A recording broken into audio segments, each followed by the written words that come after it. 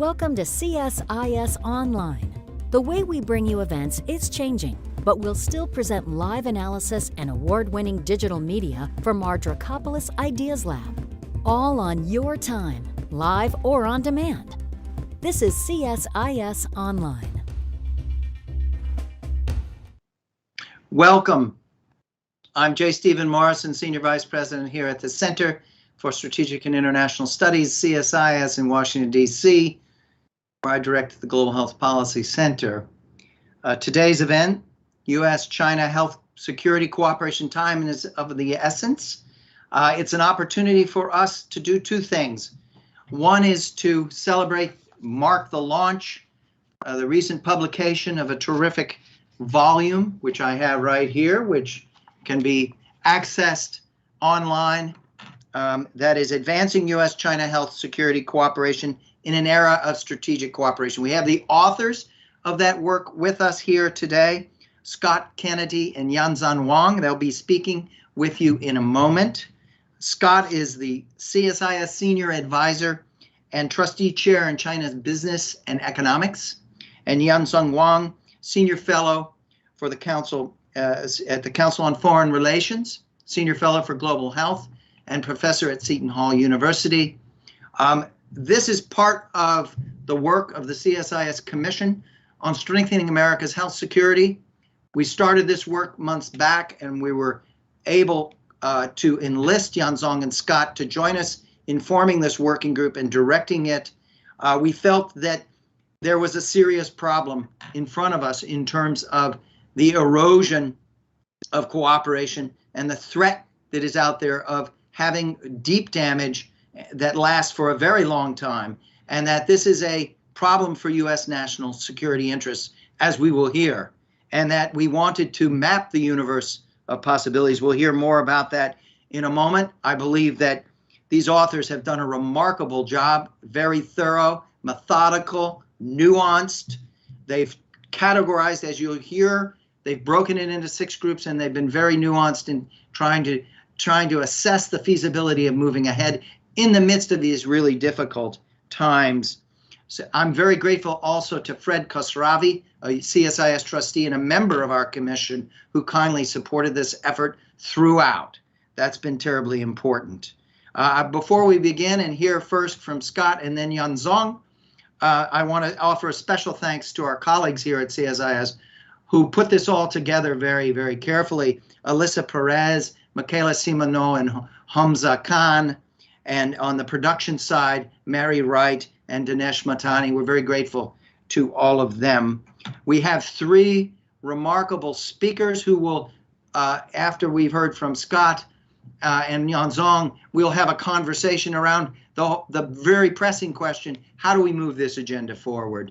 I will introduce Tom Frieden, Deborah Seligsohn, and Xiaoqing Boynton momentarily when we get to that segment. So I'd like now to turn to Scott. Thank you. Well, Steve, thank you so much. And to your center, the commission, the co-chairs, Julie Gerberding and former Representative Brooks, to Tom, who's also on the commission, to your staff, my staff in the trustee chair, to Yanzhong, for all of us collaborating together to focus on this critical issue. I came to this work for this project originally as a China expert, someone who cares deeply about China, focused on its economy, U.S.-China relations for 30 plus years. But this one's special because this intersects with every aspect of my professional life, but also my personal life. Least of which is that I've not been able to travel in 2.5 years, and everyone who knows me knows that most of my research is done not in front of a computer screen, but on the ground. But that's really the least of it. I've had several family members get COVID. My mother-in-law, who's 100 now, got COVID, and luckily she's still with us. But many of the residents of her community passed away. COVID has also had many consequences for other physical ailments, for mental health, on family dynamics. So this is not just professional for me. This is personal, and deeply so. And I'm not ready to say we are in a new normal. I hope that we are not, that this is not the new normal, even though I know that we're going to be living with COVID and possibly other pandemics for, forever. So I'm highly motivated to work on this, but I'm not the expert on public health in China. Yanzhong is. And so I'm really grateful that he's collaborated with us on this project. We formed a working group in May after being invited by Steve and the commission to get started. We drafted a memo and we shared that with a working group that we created. And Xiaoqing and Deb were on that working group and offered their feedback. And we really appreciate the work that they and others gave us. They did not, the members of the working group didn't necessarily agree with the memo or subsequent writings, and we appreciate that. And it's one reason Deb's name's not on that list there. And it's partly why we structured today's conversation not to just simply celebrate the substance of a report. We want real, genuine feedback and appreciate that. In June, we presented a first draft of what would eventually be a report to the commission and got feedback then. In July, we had a conversation with Chinese public health officials to get their thoughts about ways that we might collaborate. And then in September, Yanzhong and I, with the help of Steve's center and Steve himself, talked to many members of the commission to get their input, both sides of the political aisle, experts on public health, and really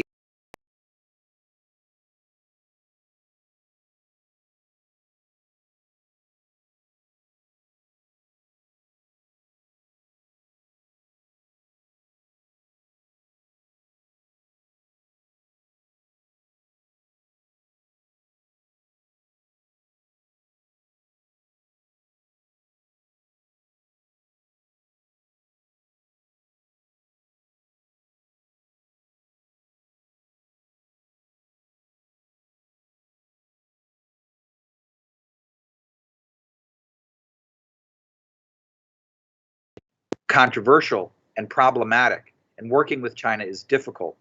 And Chinese politics and the direction it's going in don't project making that any easier. We also know that American domestic politics are fraught with challenges, and that those problems are not going to be resolved anytime soon. We get all of that. But we think that there needs to be some kind of focus in terms of the way the US and China, either our governments or our private sectors or nonprofits, interact with each other and try to cooperate, simply because it's in the self-interest of the United States, because we will protect more lives by finding ways to work together. But because we are trying to be realistic and practical, we tried to do three things in this report. We tried to be specific, we tried to identify top priorities, and we tried to identify issues of feasibility, either because of the US-China relationship or because of American domestic politics.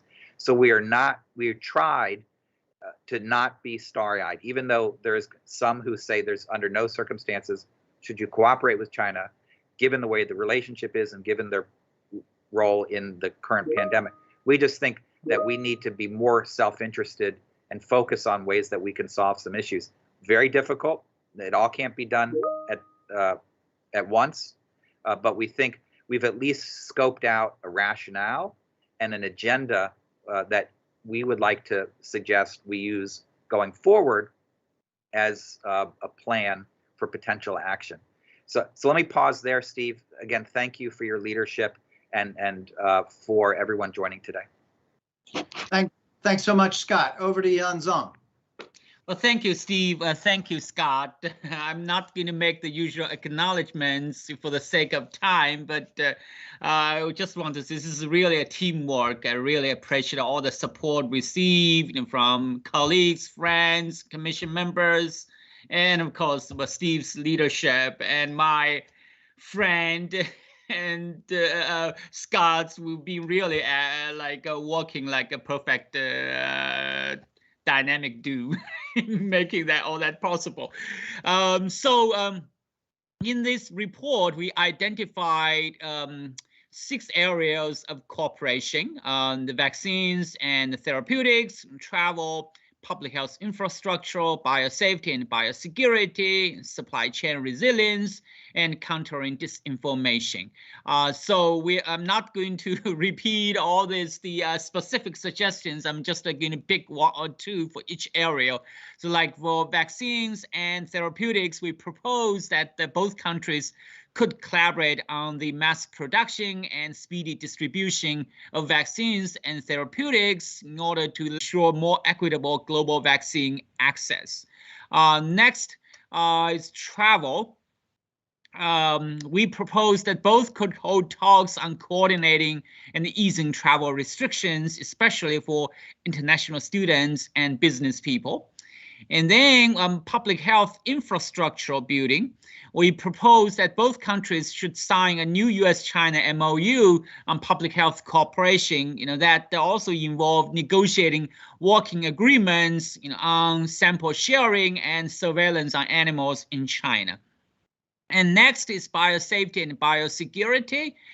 We propose both countries cooperate to ensure transparency in government regulations and guidelines and develop codes of conduct on dual-use research of concern. And the 5th is on supply chain resilience.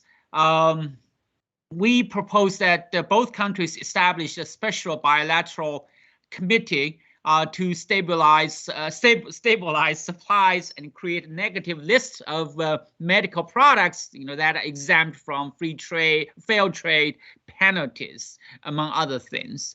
And finally, countering disinformation. I think we propose that both countries encourage dialogue and exchanges among the journalism community and reporting public health issues. So these are all high impact areas of cooperation, but of course, it is unrealistic to treat all of these areas with the same level of urgency.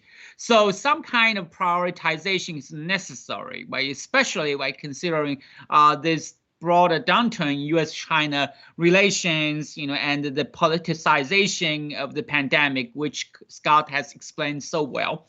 So in view of this trust gap, this deterioration in bilateral relations, priority should be given to measures that are achievable, have high impact in the immediate future, and have few downsides. So using that criteria, we identified 3 areas of cooperation, that is travel, public health infrastructure, and supply chain resilience, as the most likely to deliver substantive results in the short term, because they face relatively few barriers to implementation, but could generate major positive spillover effects.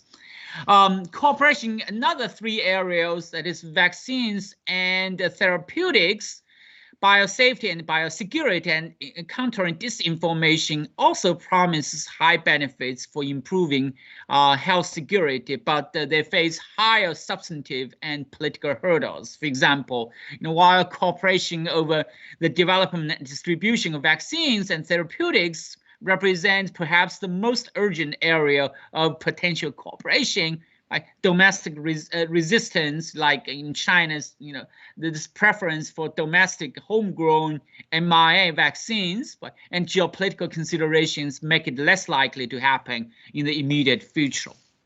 So that being said, both countries can shape the environment for future cooperation in these areas by investing in reassurance and confidence building measures. They could start from non-controversial topics, such as developing international norms to regulate the trade of wild animals.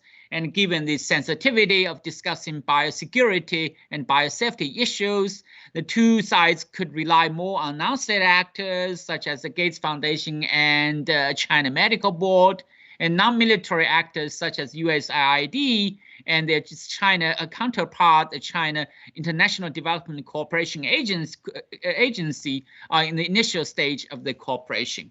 So this is what we proposed in the report, is some of the highlights. Of course, the question is how to move forward, right? So we'd like to then hear the feedback, in particular from the three leading experts in the field, right? Deborah, Xiaoqing, and Tom. So the floor is yours. Steve, over to you. Thank you, Yanzhong. We have three speakers in this program now. Xiaoqing Boynton, Senior Director for International Affairs at BIO, the Biological Innovation Organization. She's also a former colleague at CSIS and a very active member of the working group. We have Dr. Tom Frieden, who is President and CEO of Resolve to Save Lives, served as the CDC Director during both Obama administration terms, and former Commissioner of the New York City Department of Health. Tom, welcome. Tom is a member of our commission and active in this working group. And we have Professor Deborah Seligsohn, Assistant Professor of Political Science at Villanova University. We first got to know one another when she served in the U.S. Embassy in Beijing as an advisor on public health, science, climate, and environment. She went on, after serving in that position from 2003 to 2007, which is when we were interacting with her, she went on to be the advisor to the World Resource Institute's program on climate change and energy in China. So we're delighted to have the three of you here. I'm going to start with one big question and ask each of our speakers, starting with Xiaoqing, to respond. We're in the midst right now of a stalemate, of a deadlock between China, the United States, China, and much of the world around COVID origin of COVID-19. That begs the question, how can you circumnavigate this? By what strategy, by what creative or imaginative steps can be taken to move the agenda that's laid out in Scott and Yanzhong's volume in a way that does not invite political attack? There's very high disincentives on both the U.S. and China side to get out in front in the middle of this very fraught period. So over to you, Xiaoqing. What are your thoughts on this? Thank you, Steve, and thank you for that very kind introduction. It's really a pleasure to be back at speaking at CSIS, where I worked on your team under your leadership. It's really wonderful to be able to collaborate again and see this tremendous report being launched. The question you posed, it's a tough one. I think that in the environment where Scott and Yanzhong both talked about, where we are dealing with a very heightened level of strategic mistrust between U.S. and China, we are at a stalemate, and I think that the origin, the issue of COVID origin is one that is going to be very challenging. And then on the other side of the spectrum, where Yanzhong laid out the opportunities for high impact areas of collaboration, despite the varying degree of feasibility, it really kind of, how do we cross that, and how do we kind of take the efforts to pursue health security? I see a few kind of commonalities on both sides when we talk about this topic. Number one, health security is actually a shared priority between U.S. and China. Both sides may see it in different ways, but I think that the concept of health security is a priority both in Beijing and in Washington. Secondly, it's really good to see our current administration in Washington coming back to the notion of working multilaterally, working with allies, working through multilateral mechanisms, which is actually something China has always at least been said. Beijing has been talking about it in principle of working multilaterally. Again, how it's implemented may not be squarely aligned, but I think that it is again a shared approach when it comes to health. So kind of thinking about how do we kind of circumnavigate this issue, I think it's important to look at in the context of COVID, it's important to look at how US and China responded to COVID and highlight some of the, despite the very limited level of collaboration and really use that as a guide to shed light on the potential for bilateral collaboration. One example I want to highlight is that I think this is actually a fact that is very little known to the broader community, is that in response to COVID, many companies, Chinese ones, multilateral companies, US, European companies have invested in finding the cure, finding the prevention for COVID. And in the commercial world, there has been a very robust collaboration across borders. And one example I want to highlight is that, Eli Lilly, a US-based multinational company, has had a very productive collaboration with Chinese companies, in this case, a Chinese company called Junshi, to develop one of the antibodies, which led eventually to the approved therapy that has been used in the US and across the world. I think that this example shows that, despite kind of the challenges in the geopolitical context, kind of in the commercial world, the type of collaboration that already is in place is something that needs to be leveraged and, I guess, promoted in the right policy environment, and the type of collaboration in China and US response. It may not be the government response, but just, as a society, the response to COVID. I think it's a very positive example and shows that what the two countries can do together. So I'm just going to stop here, and I'm very curious to hear from the other panelists. Thank you very much. Tom Frieden. Yes, thank you very much. It's great to be here. Thank you for the excellent report and the very important issues that it covers. In terms of the first question that you address, the issue of how do we deal with the origins question, I think there is a way around this. I think we basically say we're going to be agnostic on this issue. Wherever COVID came from, there are two essential facts. One is there's too much of a risk of spillover from animals, and two is there's too much of a risk of laboratory error resulting in the spread of pathogens. And that is true for every country in the world, including the United States, including China. And so let's work on a global basis to try to address those two potential drivers of the next pandemic without, because this has the added benefit of being true, that in a sense, it doesn't matter what happened or didn't happen in Wuhan. We know that there's too much risk of spillover and too much risk of laboratory error. And so let's focus on those two areas and what more can be done. Now, there is a lot that can be done in both of those areas, and potentially the treaty that is, or whatever is going to be established through WHO, could have some positive impact in both of these areas. And also some investments could have positive impact in both of these areas. When it comes to nature, there could be, through the endangered species mechanisms, just fairly modest investments and a political commitment to end the commercial sale of live wild animals for consumption.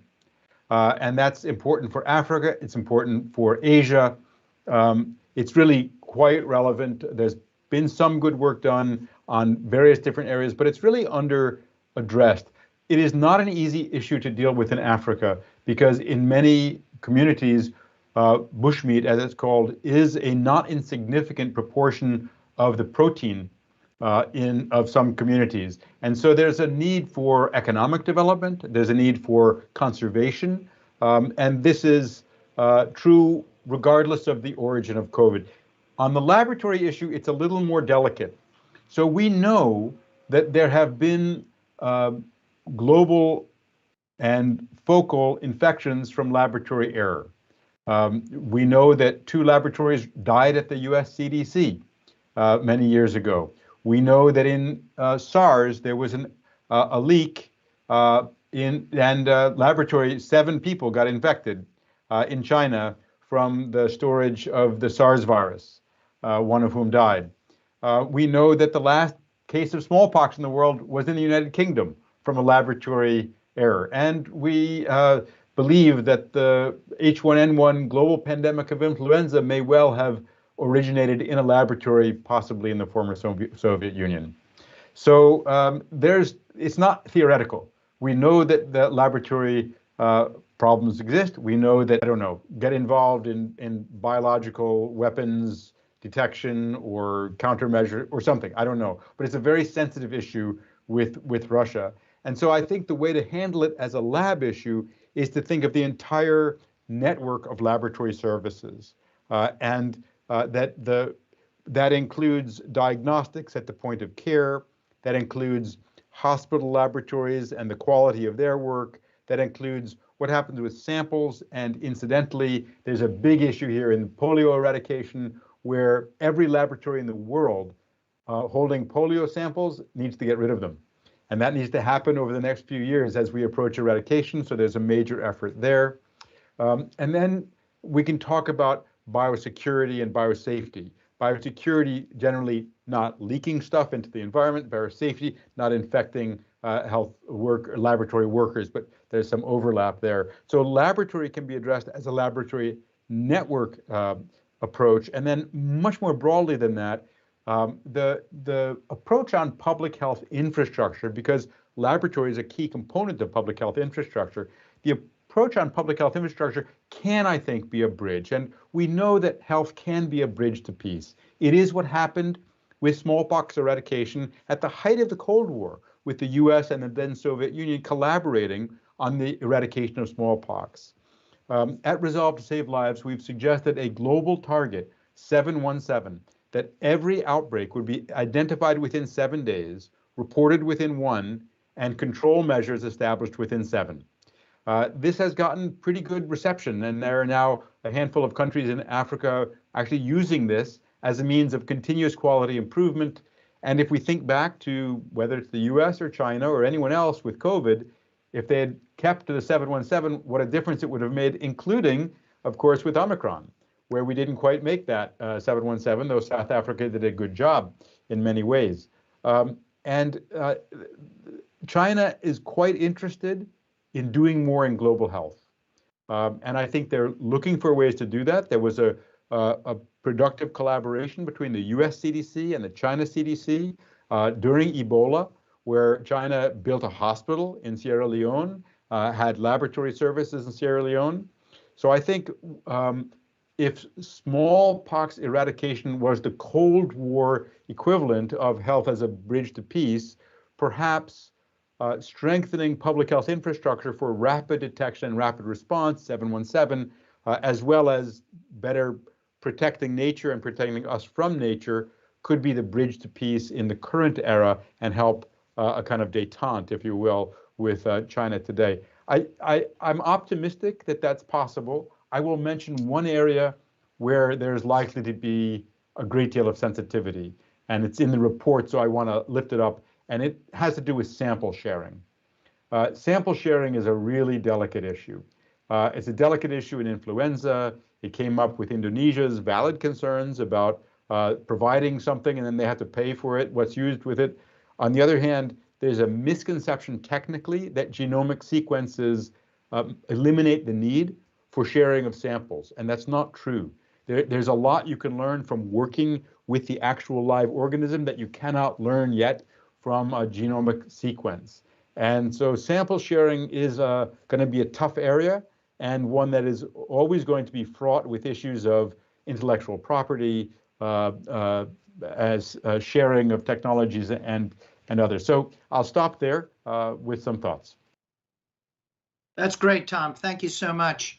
I want to remind our audiences that if they wish to submit questions, they should simply do that through the CSIS events webpage, and we'll attempt to incorporate some of those into our discussion here.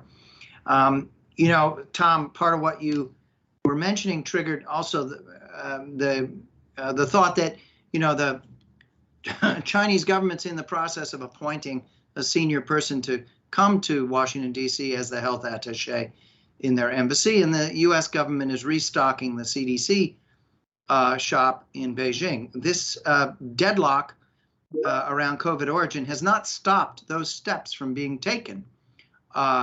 So, you know, we are seeing movement. We may have a frozen conflict of a sort around the COVID-19 origin, but as you point out, there's many ways in which to move forward.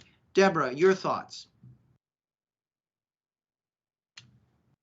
Deborah, you're on mute.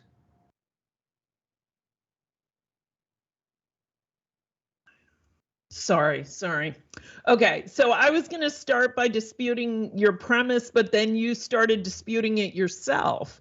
I think the Biden administration actually deserves some credit for getting the ball rolling again. And the fact, and it's not just CDC. I mean, we have 17 FDA folks in Beijing, which, you know, we were just negotiating the first FDA rep when I left the embassy in 2007. So that's an incredible increase. And they have permission to staff up to 25. I mean, that's huge. So we have 3 direct hire CDC. There's room for 2 more. We now have HHS, the health attaché +2, which is more than we used to. There's space for NIH. One of the big issues, I think, and this will get to one of my big points, is right now there's no one from NIH, and NSF left during the National Science Foundation during the Trump administration. And I think one of the things that we need to do to move forward is recognize the tremendous change in Chinese capacity from where it was back in 2003. And a lot of that means recognizing how much of our research has to be, how much joint research there has to be. Xiaoqing mentioned the commercial type, there's also academic, and that it really is a very mutual relationship at this point.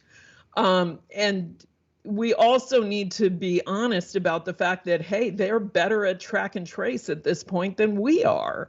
You know, I mean, back in 2003, it was US CDC people running around with Chinese colleagues getting that system essentially reactivated because the Chinese had done it earlier in the 1950s, but somehow it had disintegrated, but turns out it had disintegrated in the US as well. So I think being a little more honest about the fact that, especially on public health infrastructure, we probably have as much to learn from China as China does from the United States, I think would be helpful to the overall relationship.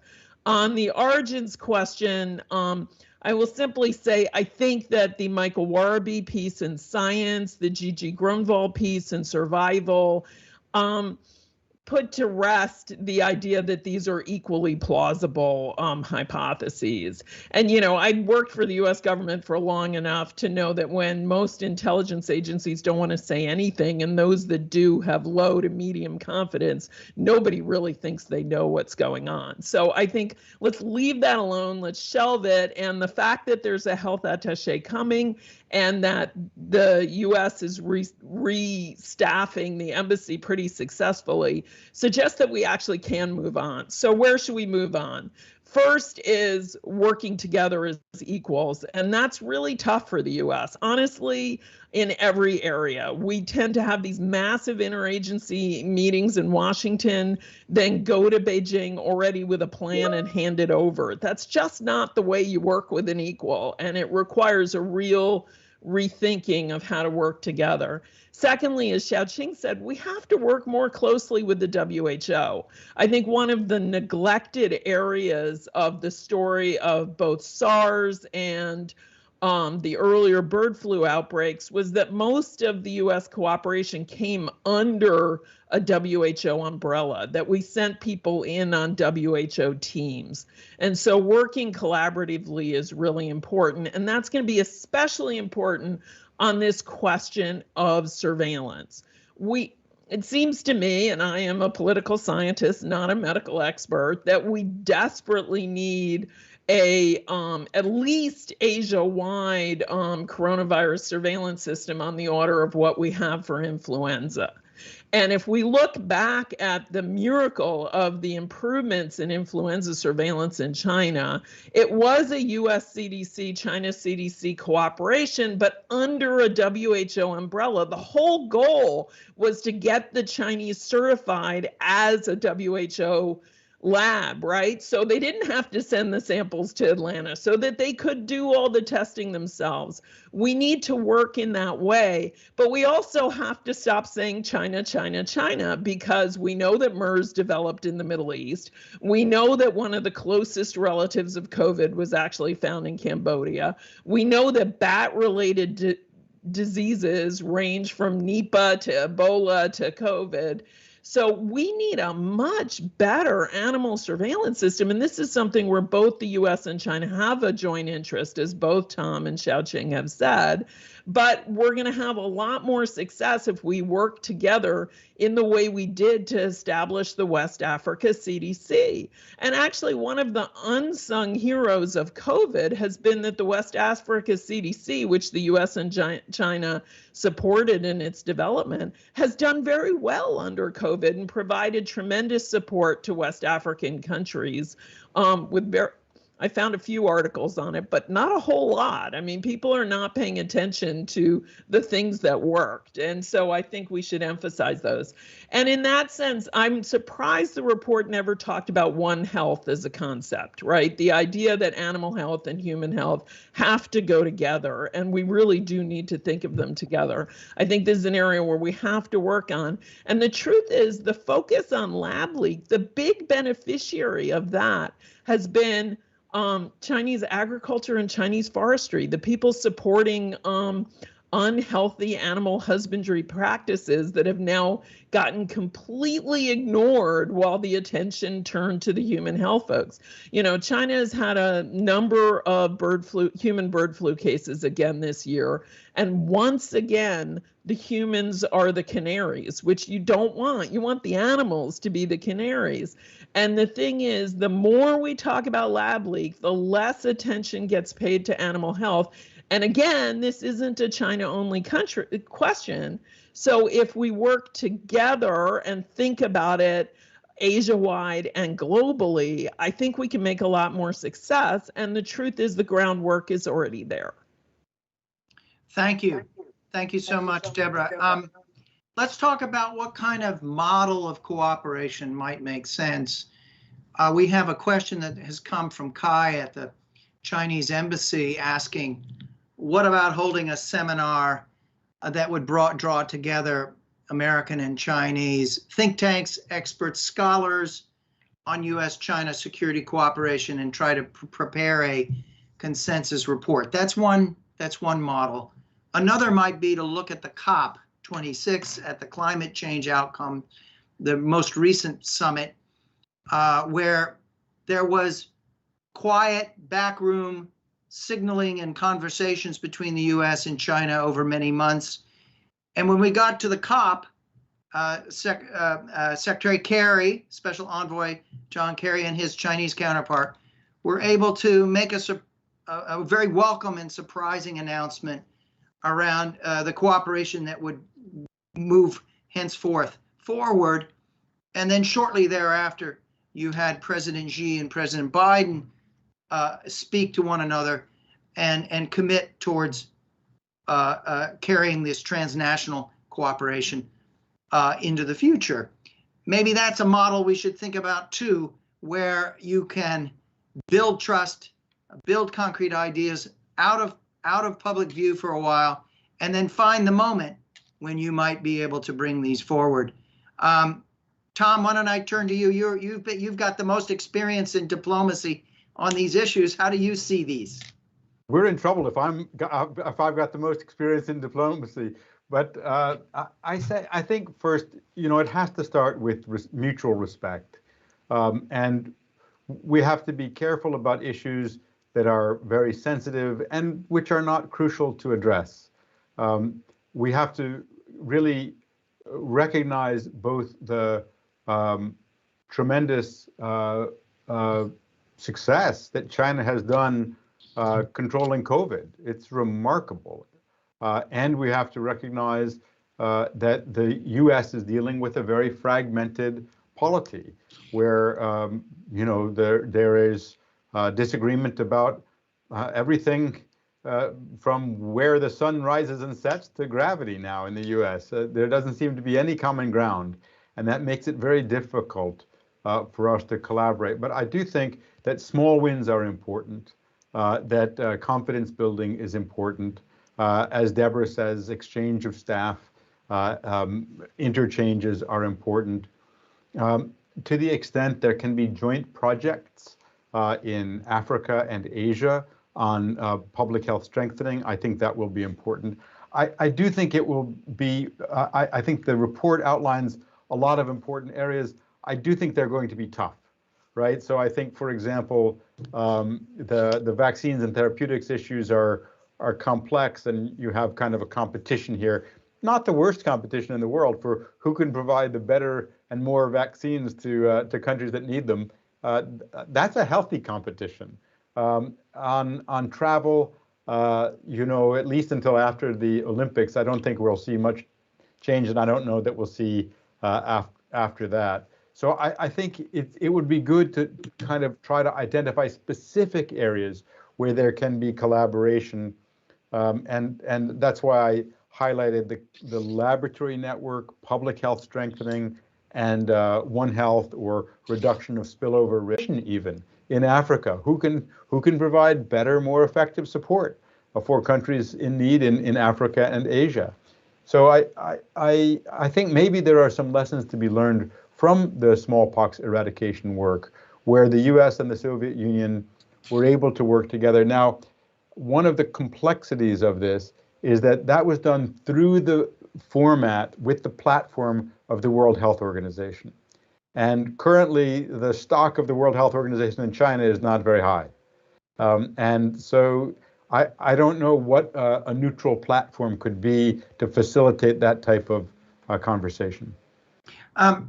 Let me raise a slightly different related issue and ask Xiaoqing and Deborah to weigh in. When President Biden had the September 22nd summit on the margins of the UN General Assembly around the a global COVID response, Chinese were invited. They chose not to come, but they did come to the ministerial that Secretary Blinken hosted November 10th. So these kind of broad gatherings, and the president is committed to a second summit in the first quarter of next year, which could be an action driving, and that's another opportunity in which Chinese could be invited and brought forward. In September, also, there was the launch of a US-European task force, EU task force on manufacturing and supply chains, and a mission statement had been rolled out. This week, the newly appointed head of HERA, the EU's counterpart to BARDA and plus more, is here in town. Scarcely a week after being appointed, showed up here in Washington, D.C. for consultations with the Biden administration. What about the idea of trying to fold Europe into this conversation and build off of what is looking like a very promising set of commitments to build up US-EU cooperation? Xiaoqing and then Deborah. Thanks, Steve. And I think that's a very important perspective. I think that, I'll address the US, EU, and China in a sec, but I think this is related, that I think that we need to build trust. We need to build trust with China. And I think that to build trust, we need to start with focusing on mutual benefits, focusing on mutual respect instead of pointing fingers. I think that it takes both sides to come to the table and look for ways to and willingness to build trust. And I think that bringing in our European partners into the fold, I think it's a very productive way to look at it. It's not to say there aren't challenges, because our administration is working actively with allies. China is actively pursuing its China-EU strategy. But I think that the issue when it comes to health, and this goes to kind of what Scott said at the beginning of this conversation, that it is a strategic issue, but it's also a personal issue when it comes to health. I think that really the focus should be that, health security, US, China, EU collaboration on health ultimately is about patients. It's about patients not only in China and in US, it's really about patients globally. And I want to just highlight that, both, and Deborah, I think you mentioned this, outside of the commercial world where there is already a lot of collaboration, but in our science and technology community, there has been years and years of collaboration and partnership between scientists in US, China, and in Europe. And I think that community, their voice needs to be leveraged. The examples needs to be highlighted. Kind of going back to what Deborah said, really focusing on what has worked and what has worked well and really building onto it. I think the other important aspect is to also for both sides to understand that each country, US and China, have its own domestic politics to deal with. And I think that, I've been thinking about this question a lot, and I think that in a COVID and post-COVID world, both Washington and Beijing are under tremendous pressure to lower healthcare costs, to respond to a pandemic, and to really look at drug pricing, healthcare costs, efficiency, and all of that. And I think that highlighting that collaboration with, between U.S., China, and European and players in this whole biotech, biopharma world really is a way to be very, very efficient in terms of bringing therapies, bringing vaccines to patients globally at a faster speed and at a cheaper rate. We're seeing that the Chinese government is very actively investing in China's biotech sector, and we're seeing China's strong pursuit for innovation, and we're seeing a lot of Chinese companies are not only licensing in but starting to licensing out, and that really kind of helps to make clinical trial cheaper and faster, and getting this products to patients more quicker, at a faster rate. So I think that really I really like the idea of working trilaterally, but I think that the theme and the focus really should be that how do we serve patients better? How do we secure the global health? I think that's an area where China, US, and Europe are very interested in pursuing. Thank you very much, Xiaoqing. Deborah, I'd like your thoughts on this question around Europe and building off of the EU-US cooperation. I'd also like to start the discussion quickly before we run out of time. We're going on what's Omicron going to mean? How's that going to change the picture here? Tom Frieden has been putting forward very long threads on Twitter on this topic. He has a lot. He's contributed an enormous amount in recent days. Deborah, what are your thoughts on the EU, the option of incorporating EU into this? And then how's the picture going to change in your view? So if the issue is sort of creating international collaboration mechanisms, I mean, my experience from the climate space is trying to add new sets of international institutions generally doesn't go over big with the Chinese. And so I would tend to think that if we want something that's multilateral, the WHO is the multilateral institution that we've got, and we should talk about how to improve it. If we have issues with it, if the Chinese have issues with it, let's talk about those and let's help make it what we want. But introduce it. I don't think the Chinese are going to be thrilled to death with, we already have a US-EU thing, now why don't you join us? It's sort of like ganging up. So that never is big. I think we have G7 and especially G20 as an option for another venue for talking about it. But introducing new venues has traditionally not done well. I think the key is to keep the focus on health. The more we reframe it as security, the more we get all kinds of extraneous issues that are much more difficult to deal with. I would argue the same is true about trade. And I've been arguing this in the climate space for 20 years. Everybody somehow thinks if they bring some trade agreement in, it'll help their problem, whereas actually it adds massive complexity. And I don't think the supply chain problem needs to be solved by changing trade rules. The US needs proper stockpiles and they need to be open and transparent. The difference between our health stockpile and our oil stockpile is that you can go on the DOE website and see what's in the oil stockpile. You couldn't go on to the HHS website because it was treated as this national security secret. National security secret means no reporters can check if there's any masks there. It means no congressional staffers can check if there are ventilators there.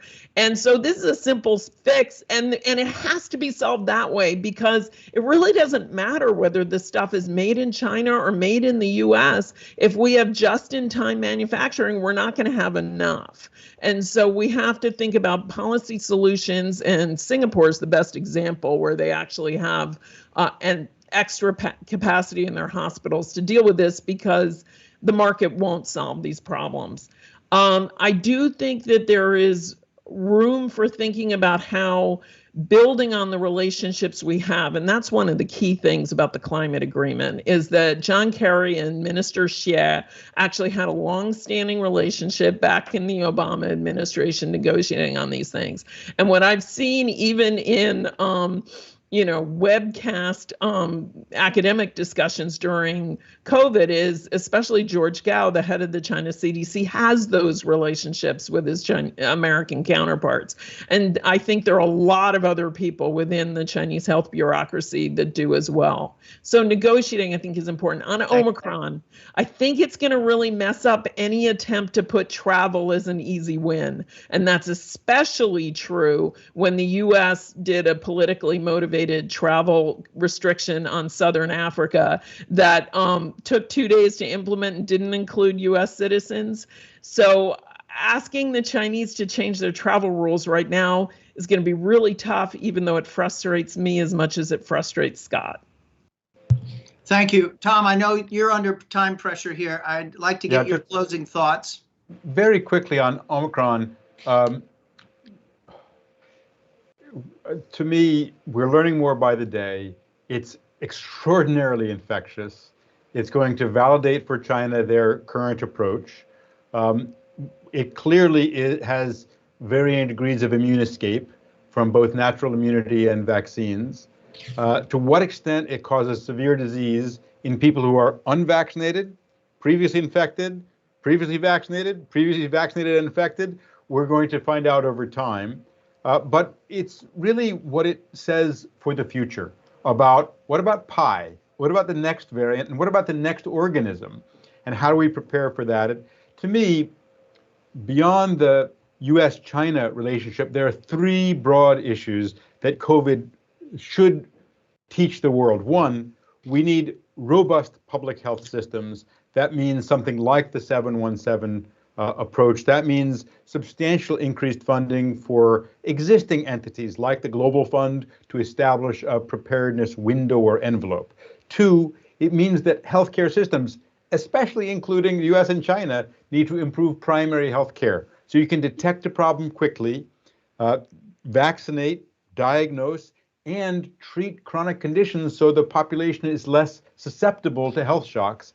And three, we need public health action, broad societal action to improve population resilience, including addressing tobacco, excess sodium, unhealthy alcohol use, air pollution, all of the things that lead to our individuals, families, communities, and societies being less productive with higher healthcare costs, shorter lifespans, more disability. So on that note, I think we can make a lot of progress, and I'm sorry I have to drop. Thank you so much, Tom, for being with us today. We've got just a few minutes. I want to swing by all of our four speakers and ask them for a quick minute of closing thoughts. I'm going to start with Yanzhong and Scott, and then we'll go to Xiaoqing, and Deborah, you'll get the last word here. Yanzhong. You're on mute, I'm Yanzhong. sorry, Steve. Yeah, we actually we didn't. Something that we didn't touch upon is that all this, in order to pave the way for effective cooperation, we need the involvement of the top political leaders, right? So that is why we proposed sending like Kerry type of figure to China to talk with the Chinese on public health.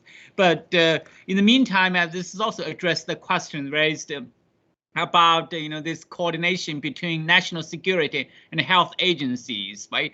I think this is absolutely crucial, right? You cannot just rely on public health agencies to do the job, which of course they all favor cooperation, but you need the national security apparatus to get involved. In the United States, we have the National Security Council, which is a very important actor if we want to really move forward this cooperation. Steve, you are muted. Thank you. Thank you so much, Yanzhong. Scott. Sure. This has been a terrific conversation. I've really appreciated the feedback that we've gotten today.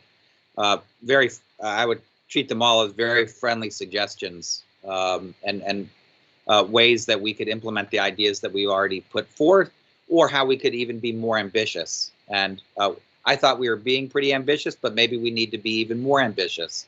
And so I appreciate that. I do think this question of, what are the geostrategic or political obstacles? I would agree with Xiaoqing. There are problems both in Washington and in Beijing, and those problems aren't going away. Chinese policies related to recognizing vaccines or travel or whatever, those aren't entirely based in science. A lot of those are politics as well. We have our own politics to deal with. So that was partly not by preference to want us to be in a strategic competition, but by recognition of where the two societies are. I think both Washington and Beijing are fumbling toward trying to figure out how to really define what their relationship is like and where we can compete and where we can have guardrails. And I think as we have some sense about where we can put guardrails on the broader relationship, we can figure out how to put guardrails to facilitate the greater competition on health or on health security. And maybe in the meantime, we can figure out how to make this be more technical, or between communities of business people and scientists, or how we can engage in parallel efforts at the same time, or as Deb has written in other places, and Tom mentioned it, constructive competition, where our efforts to outcompete each other generate good health outcomes. I'd be in favor of all of those things. So again, it's whatever gets us to better health in the short term and the long run, Yanzhong and I are in favor of. Thanks so much, Scott. Xiaoqing. Thanks, Steve. I'll be brief. I think that just on the topic of Omicron, I think one kind of unfortunate consequence is that, I agree with the panelists that I think that for US and China to continue to pursue collaboration on health security, it really needs to come from the top. I think we've seen this with climate change. And I think that unfortunately with the new variant, I think that we're going to see a White House that is going to continue to be distracted and not being able to really kind of focus on the cohesive China strategy. So I think that I think we need to be patient, and we need to kind of see how this kind of unfolds. I also like I always believe that health has been a bright spot in the bilateral relationship. I think that in an extremely kind of challenging bilateral relationship today, I'd like to see some technical or specific examples of collaboration being continued and pursued. And I think that while we wait for kind of a high level engagement and strategy to restart, I hope that this kind of technical collaboration at a working level in the science and tech and commercial world can continue to serve the bridge to build trust and maintain that kind of partnership that with the goal of health and patients. Thanks so much. Deborah, you get the last word today. Okay, so Here's a thought out of left field that everybody's comments about from the top has made me think about. Because absolutely, you know, when I was the science counselor, I spent most of my time doing paperwork for new science offices to open in Beijing. I mean, NSF, DOE, NIH, CDC, and the health attaché all opened while I was there. And a lot of that was because President George W. Bush really believed in that. So first of all, as I said before, we have to respect the importance of research, and we need NIH to restaff, and we need an NSF office back in Beijing. But what if we could do something like often happens after disasters, where former presidents are sent out to sort of lead the charity effort, right? And what if we asked, I don't know, Presidents Bush and Obama to try to initiate some kind of conversation with China on health collaboration? They both did massive improvements in it. They both were enormously supportive of PEPFAR. And I think there might be a way to talk about a sort of One Health animal-human surveillance improvement type of thing in terms of asking some sort of ex officio folks on both sides at a super high level to lead the conversation. We're at the end of our hour here. It has been just spectacularly rich and valuable, this set of conversations. I want to again thank and congratulate Yanzhong and Scott for such a sterling piece of work. We're not done on these issues by any means, so stay tuned. We will be deliberating among ourselves as to what might make sense in the next phase of our work. Our commission will continue through 2022. And obviously we have demonstrated something I think quite powerful, that there is a real appetite, a ripeness, despite the adversity that we see, that there are ways forward, there are pathways. Those pathways have been illuminated in this volume and in this conversation. So thank you all. Xiaoqing, Deborah, Tom Frieden, great to have you all here. I think each of you brought very valuable insights to this conversation, and a thanks to the team here at CSIS that put this all together with such care. Thank you. Thank you. Thanks, everybody. Thank you.